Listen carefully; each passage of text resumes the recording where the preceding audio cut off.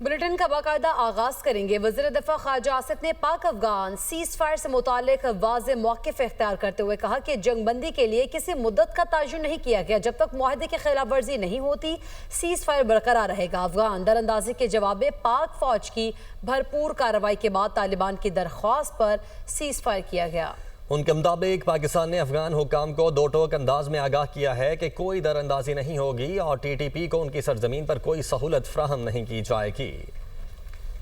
रूस का पाकिस्तान और अफगानिस्तान के दरमियान जंगबंदी मुआहदे का खैर मकदम। तर्जुमान रूसी वजारत खारजा ने जंगबंदी मुआहदे को खित्ते में अमन और इस्तेहकाम की जानिब अहम कदम करार देते हुए कहा कि दोनों ममालिक को मुज़ाकरात के जरिए तनाज़ात को दूर करना चाहिए।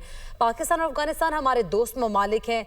दोनों ममालिक पर जोर देते हैं कि दहशतगर्दी के खात्मे के लिए एक दूसरे से ताउन करें। इलेक्शन कमीशन ने दिसंबर में बल्दियाती इलेक्शन करवाने का शेड्यूल वापस ले लिया है। पंजाब में बल्दियाती इंतखाबात एक बार फिर से ताखीर का शिकार हैं। इलेक्शन कमीशन ने पंजाब हुकूमत को मजीद 4 हफ्तों की मोहलत दे दी है। इलेक्शन कमीशन ने पंजाब बल्दियाती इंतखाबात की हल्का बंदियों का काम रोक दिया है।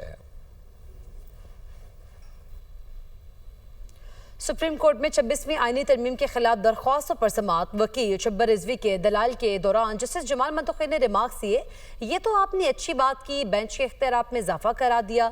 वकील शब्बर रिजवी ने कहा, बेंच को कुछ इख्तियारात दिए गए लेकिन सुप्रीम कोर्ट से इख्तियारात छीने नहीं गए।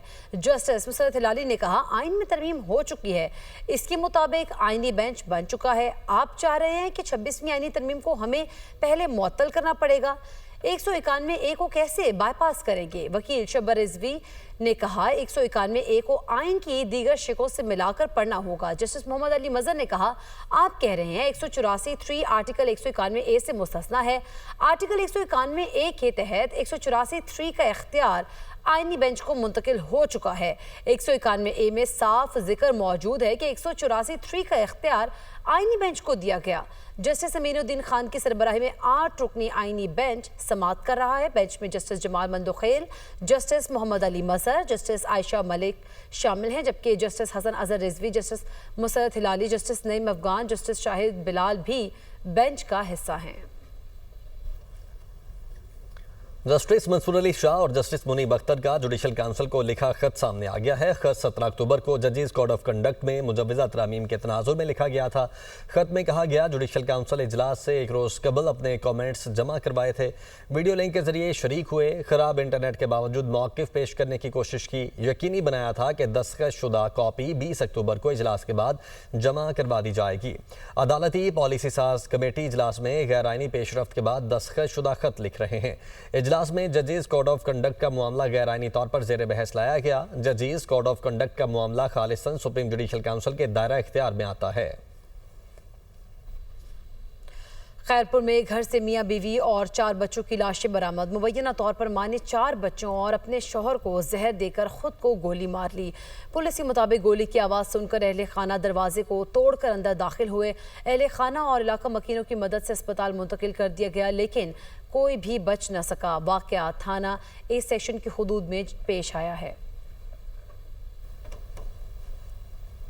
Welcome back. कौमी असम्बली में अपोजिशन लीडर की तकर्रुरी के लिए सेक्रेटरी कौमी असम्बली ऑफिस में दरखास्त जमा करवा दी गई। आमिर डोगर, असद कैसर और दीगर रहनुमाओं ने दरखास्त जमा करवाई। अपोजिशन के 74 अरकान ने महमूद खान अचकजई को बतौर अपोजिशन लीडर नामजद कर दिया। अपोजिशन के 3 अरकान मुल्क से बाहर होने की वजह से दरख्वास्त पर दस्तखत ना कर सके।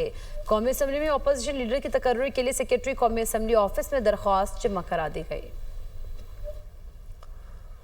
वज़ीर इत्तलात पंजाब अज़मा बुखारी ने कहा है कि मुल्क फसाद और इंतशार का मुतहम्मिल नहीं, कानून हाथ में लेने वाला बच नहीं सकेगा। 7 रिजवी के 95 अकाउंट्स तमाम मनकूला और गैर मनकूला जायदादें मुंजमद कर दी गई हैं। TLP के एहतजाज में लाशों का झूठा प्रोपेगेंडा किया गया। पूरे वाक़े में 3 शहरियों की अमवात हुई हैं। 48 शहरी, 110 पुलिस एहलकार जख्मी हैं। मुल्की और गैर मुल्की फाइनेंसर्स की फहरिस्त सामने आ गई है। जिसने कानून को हाथ में लिया है, इनके ऊपर टेररिस्ट कोड के पर्चे होंगे और उससे कोई बच नहीं पाएगा। अपने बच्चों को जो है वो किसी भी ऐसे फसाद का ईंधन बनने से रोकें कि जिसके ऊपर उनको कल को परेशानी हो। 95 बैंक अकाउंट्स हैं जी साद रिजवी साहब के नाम पे। और इनकी बाकी जो पूरी मनकूला गैर मनकूला जायदादें हैं जो इनके अकाउंट्स हैं वो तमाम फ्रीज कर दिए गए हैं। वफाकी हुकूमत को काबीना का फैसला भिजवाया जा चुका है जिसके अंदर इस तंजीम को और इस जमात को बैन करने की सिफारिश की गई है। मुरीदके के अंदर जो एक खून का जो एक दरिया बहाने की बातें की गई, 3 सिविलियंस जो हैं उनकी शहादतें हुई हैं। 48 सिविलियंस हैं जो जिनको जो है वो इंजरीज हैं। 18 पुलिस एहलकार ऐसे हैं जिनको फायर आर्म इंजरीज हैं, यानी जिनको बंदूकों के जो गोलियां हैं वो लगी हैं। इस शरपसंदों के टोले ने मुख्तलिफ पुलिस वैन्स छीनी। पुलिस वैन्स को असलहा समेत जो है वो पुलिस वैन्स पे कब्जा किया गया। 1 किलो 920 ग्राम सोना है जी, 898 ग्राम चांदी है। चांदी मतलब कौन रखता है जी चांदी। 69 ब्रांडेड घड़ियाँ हैं जी, और ये सब इनके घर से बरामद हुआ है। जो दूसरे बच्चों को जो गरीबों का नाम लेते हैं, जो चंदा और चैरिटी इकट्ठी करते हैं, लेकिन वो अपने घर पे जाती है। उसके साथ साथ जो है वो इन्होंने अपने हेडक्वार्टर के इर्द गिर्द ये जो माले गनीमत है जो पाकिस्तान की आवाम से, उन सादा लॉ लोगों से जो है वो पता नहीं इस्लाम के नाम पर, पता नहीं किस किस के नाम के ऊपर ये माले गनीमत जो इकट्ठा हुआ है वो आप देख लीजिए।